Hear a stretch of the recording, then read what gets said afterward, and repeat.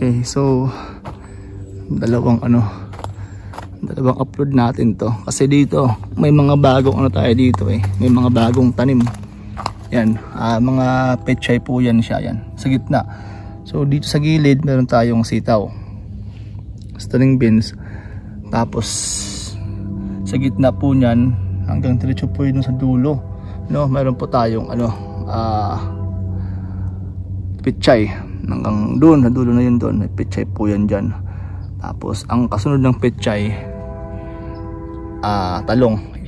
Kung mapansin nyo to dati sa mga unang vlog ko, yan, di ba, maliit, tapos parang walang pag-asang mabuhay. Pero ngayon nagkakaroon ng pag-asa. Hindi ko lang alam kung bubunga pa siya kasi medyo late na nga, pero baka naman bumunga pa. Kahit isang bungahan lang, okay lang yan. Yan, ground cherry man yan. Tapos yung gilid niya red onion po yan. Yan. So yan, bagong tanim po yan na pechay. Ay, ito lang ang problema ngayon, may flea beetles. Ito yung kalaban ng pechay po natin dito.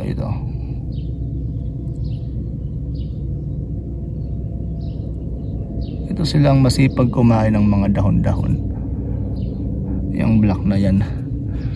Tapos may nakita kong slag dito sana yun, ayan ayan, slag. Ayan. So yung mga gilid nito, may train.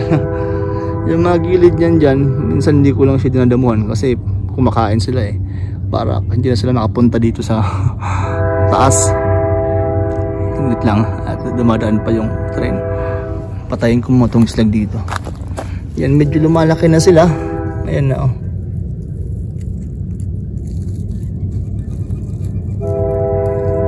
lumalaki na.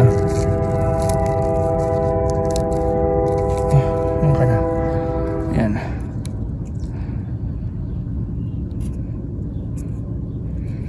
Kasi nanggagaling sila sa sa wood chips, tapos umakit sila sa garden pagka minsan. So ayan. So kunting lang at gagapang na rin to, babago na rin to. Medyo pangit yung dahon niya kasi kinakain niya ng kung ano-anong insekto, no. So sana naman gumanda na. And ayan yung mga pechay natin na sasabi ko, mga bagong tanim po yan, no. Ayan, baka dyan tayo makapagulay kagad sa mga pechay. Yan, ito yung sasabi ko, pati rin siya dito, may pechay din po yan, mga bagong tanim po natin yan, no. Yan. So ito mga to ngayong linggo, baka sakaling gumapang na po sila, no. Hintayin lang natin. So yan, cherry, daming bunga, sobrang dami, hindi pa nga lang po hinog. So ayan, ito yung nakikita natin dito. Ayan, hindi ko pa binababa pala yung mga yung mga gapangan niya, no. Ayan, yan. Baba ko yan mga ngayong linggo na to para mag-umpisa na silang gumapang ba. Ito yung mga talong natin dito. Kung mapansin nyo, wala siyang mga dahon sa ilalim kasi tinanggal ko lahat. Naipron ko yan siya kaya medyo tumangkal at gumanda. Yan. Kangkong yan. Yan. Medyo okay naman, kaya lang kinakain, nagkakaroon siya ng sakit. Ninilaw yung ibang dahon niya sa ilalim. Ewan ko lang kung anong mangyayari dito, no? Kasi sabi ko nga ngayon mainit na, pero sana gumanda pa siya lalo, no? Antayin lang natin. Maganda sana na, kaya lang yung ilalim niya kinakain, sobrang ulan. Ang mga dahon niya medyo sira. Yan. Ayun naman din namin maglagay ng insecticide o ng spray. Habayaan lang din namin. Organic lang siya. Okay, so yan. Dito medyo okay na rin yung mga talong natin. Yung malago sa atin dito, yung itong sibuyas, no. Yan. Sila yung panalo ngayong taon. At dito, yung mga pinakita ko dati, ayan, yung ating mga melon, medyo sige lang, kaya na, di ba? Dahlia po yan, dahlia sinya po yan. Medyo Ayan, lumalaban na sila oh. No, kasi nung nakaraan medyo wala talaga, down talaga yan. Ngayon oh, kumbaga kapit lang, sige lang, wag lang mawala ng pag-asa tong mga to. So yun nga, pasalamat tayo dahil 3 beses nag-snowstorm dito, nag-hailstorm pala, at hindi siya tinamaan. Salamat naman. Ayan, medyo bumawi na no. Kaya lang dito hindi pag-ano, wala pa yung ating mga watermelon. Pero sige lang, dahan-dahan pa rin yan at baka sakaling bumawi pa. Yan. Pati yung ating kangkong, malalaman natin talaga itong ngayong linggo kasi sobrang init. So tingnan natin kung makakapag-adjust sila. Tapos ito, yung black panda natin, okay na oh. Sabay-sabay sila oh. Oops, ayan, magkakasing tangkad no. Itong dalawang linya po dito, puro po siya black panda. Itong sa kanan ko, ito, saka to. Tapos sa gilid po niyan, yung ating long green. Kaya makikita nyo, sabay-sabay din siya ng laki, yung naandun po sa harap natin. So, ngayon to magkakaalamanan. Ngayong linggo. Dito, wala pa rin. So, nagpahabol ako dito ng mga yan, ng mga bagong tanim no. Sana hindi na sila kainin kasi mainit na. Yan, mga pahabol ko yan, yung mga gitnang maliit na yan dyan. Kung mapansin nyo yan, yan, ito, tsaka to, mga pahabol po yan ng mga kangkong. So mas mabilis lang siya kapag mainit. So siguro ko next year antayin ko na lang po na uminit bago po ako magtanim ng kangkong. Pero ang ginawa ko naman kasi ngayong taon, medyo late na nga po ako nagtanim dahil nga sa lamig, pero yung panahon talaga sobrang ulan, kaya hindi namin maiwasan, hindi maiwasan na maging ganyan sila no. Kasi halos lahat naman ngayon mahina talaga yung hindi ko lang alam sa ibang lugar no, pero dito sa amin as in mahina talaga yung yung mga bunga niya. Ayan, so itong mga pahabol ko ngayon, titingnan ko do kung magiging gaano po sila kaganda. Ayan. And baka pagka-harvest natin nung natin doon ng garlic doon sa harap, di ba? Baka magtanim pa ako ng kangkong kasi baka tumagal pa yung ngayon yung init, baka late yung summer natin, so para makahabol pa. So tingnan ko lang kung anong mangyayari at kung magiging maaga natin ma-harvest. Okay, so dito okra, ayan na, okay na siya ng konti, medyo gumaganda na, maganda na ng sikat ng araw. Dito naman yung ating mga patola, okay na rin sila, lumalaban na. Ayan, pakapit na nga ng pakapit doon sa gilid no. So yung iba namumunga na. Ang gaya ng mga yun, tinanggalan lang natin ito. Tinatanggal pa rin natin to kasi hindi pa naman ito mabubuhay no.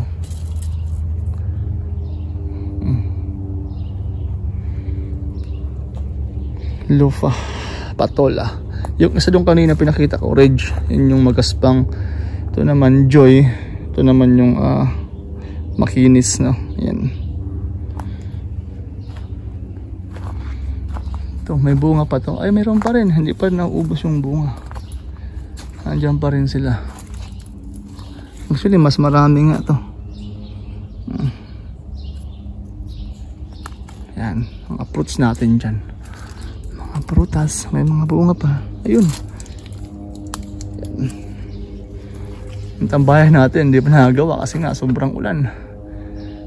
Pero ngayong taong, ngayong summer, magagamit natin ito kasi sobrang init na. So, hindi na tayo makapagtambay dun.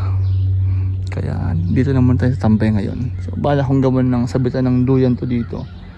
Titingnan natin baka bukas o sa makalawa o mamayang hapon. Depende po. Okay. So, kaya mo lang mabuhay? May mga bunga na. Ewan ko lang kung kaya na nila. Pag kaya na, sige. Nagaya naman dito. Oh, no. Naunahan ng naunahang lumaki ng ito, kalabasa yung ating kangkong ata. Pero hindi pa naman. Ayaw nyo kasing gumapang. Ang dami niyang bunga oh. Ang liit lang po, ang daming bunga ba. Tanggalin natin to para mataas siya mamunga. So mamaya pagkatapos kong mag vlog, papakapitin ko siya dito mataas, no. Puprun ko yung mga dahon niya para isang kapitan lang, tapos para makatubo tong ating kangkong po dito sa ilalim, no.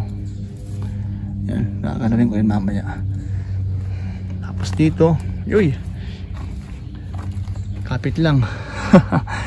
Kapit lang ang palaya. Ngayon na sila, oh, medyo gumaganda na, naging kulay green na, no. Hindi na kulay yellow. Ayan, dahan-dahan ng gumaganda yung kanilang tubo. Ayan, yung iba medyo mahaba na. Ayan, so ngayong linggo talaga din malalaman.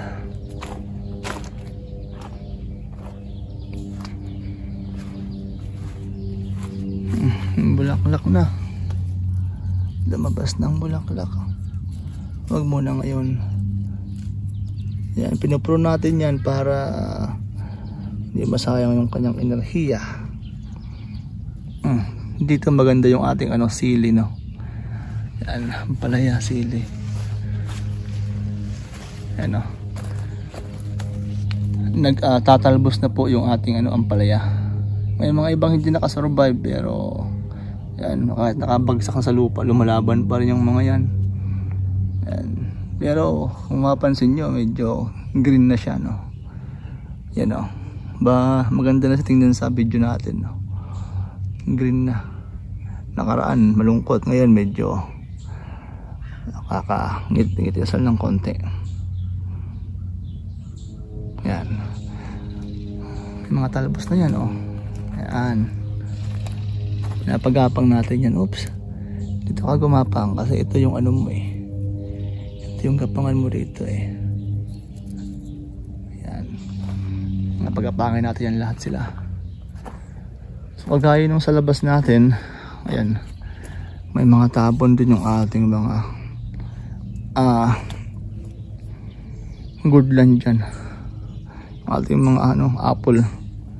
Yan, may mga tabon din siya. May parang nakainin ng insekto.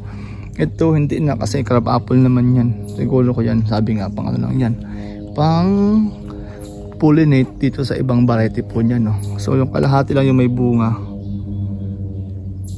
yung kalahati walang bunga. Dito ang magandang talbusan.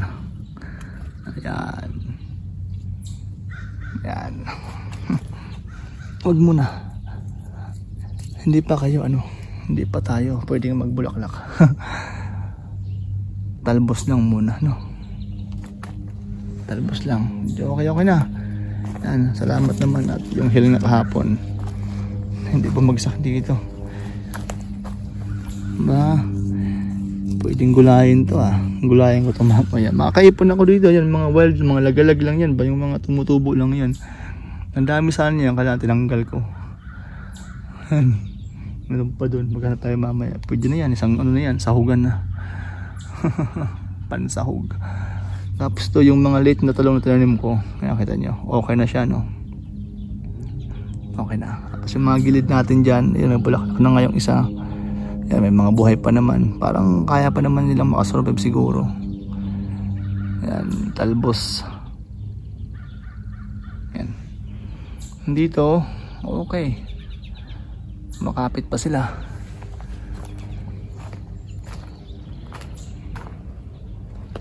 Wala pang hinog. Kapit na yan.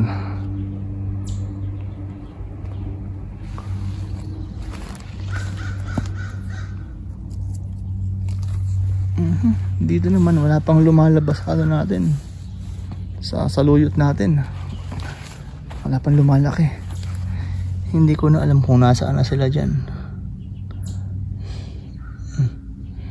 Hindi mo na masabi ngayon.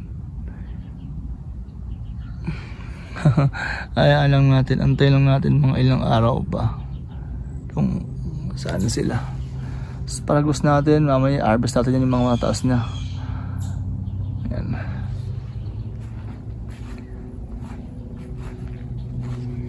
Ayan, meron pa namang naiwan.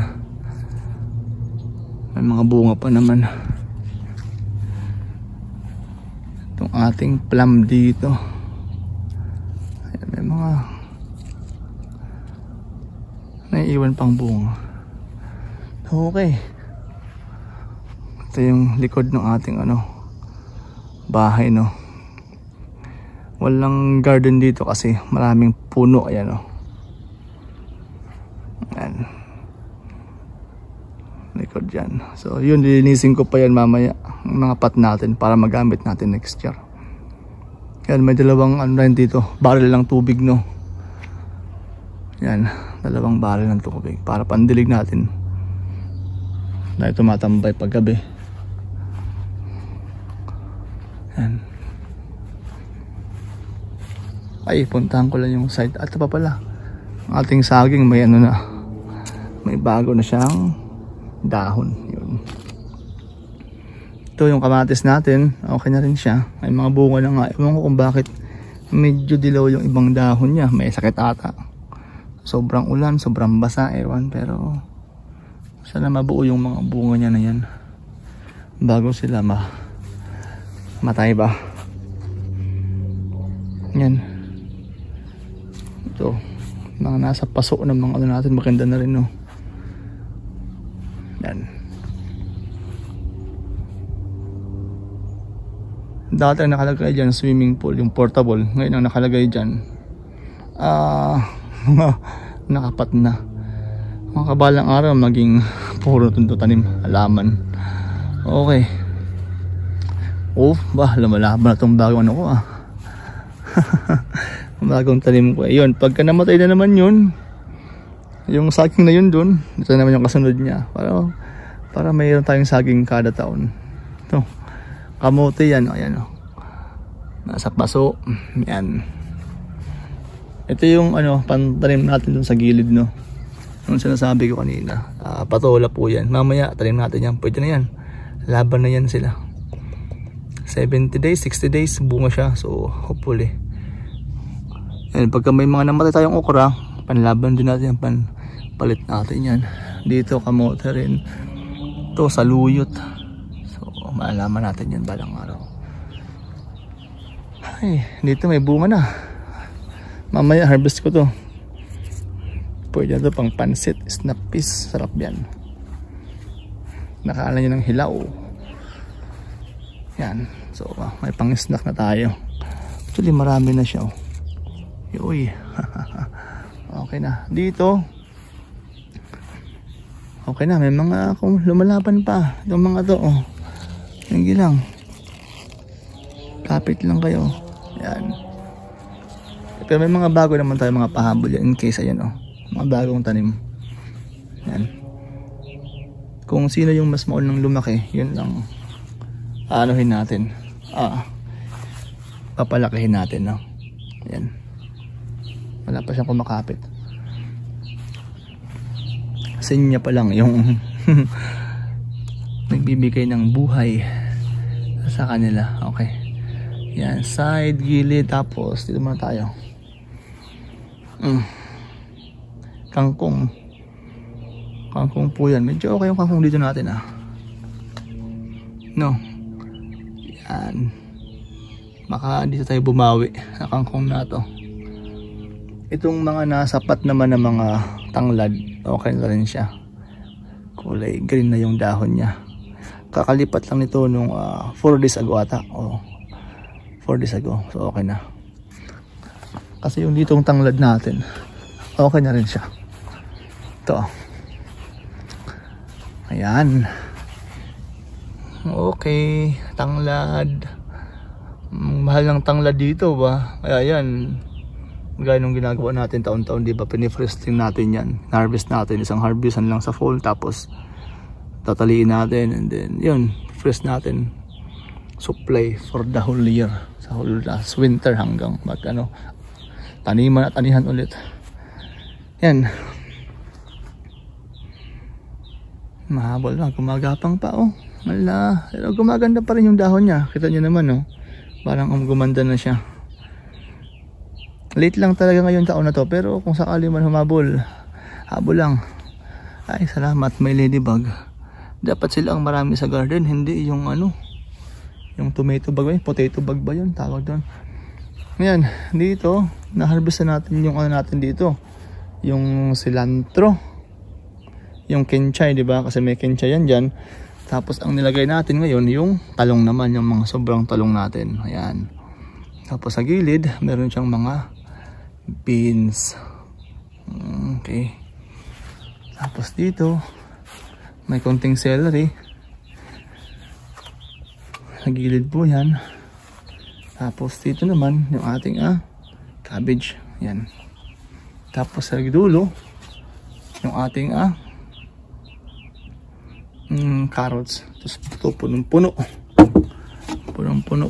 Tapos pagdating natin dito, balik na ulit tayo sa harap kung saan po tayo nag-start kanina. So open lang siya kasi yung gate natin, walang gate. Ayan. Yun yung kanina, doon tayo nang galing kanina. Kasi ito yung part to eh. I mean, doon tayo nang galing kanina pero doon talaga tayo nag-umpisa kasi pangalawang vlog ko to eh. Pinutol ko lang. So ngayon naman, humaba na naman siya. Okay, so I'm gonna end this vlog right now. Ito muna yung update sa ating garden. Balik po tayo after next week kung ano po yung mangyayari ngayong linggo natin dahil sobrang init po. So magandang umaga po and maraming salamat po.